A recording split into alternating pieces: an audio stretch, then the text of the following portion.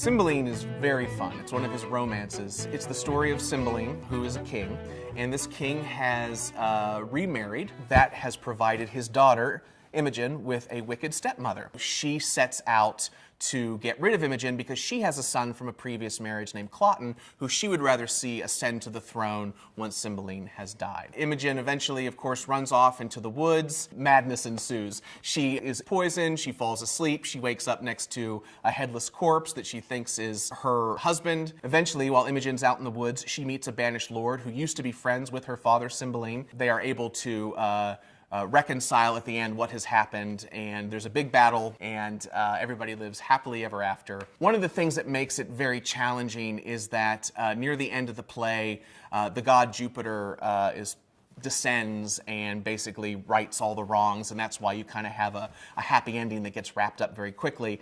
And it's difficult to effectively stage a Roman god, coming in. The title character, Cymbeline, actually is not the focus. The focus is Imogen. So it's interesting that Shakespeare would choose to use his name as the title instead of the main characters. One of the things that's really fun about Cymbeline, it's the fairy tale aspect. When we staged it, we really looked at the Brothers Grimm fairy tales as a source of inspiration. We did it at Halloween, so it had a little bit of a macabre twist to it. Then all of a sudden, Imogen waking up next to a headless corpse makes a lot more sense when you're doing it with that type of a spin on it. The best part of that production was seeing how much fun the actors had playing with that design. Every character that you could see influences from different fairy tales. One of my favorite moments was in the curtain call at the end where everybody was dancing off the stage and we saw the wicked stepmother dancing with her headless son.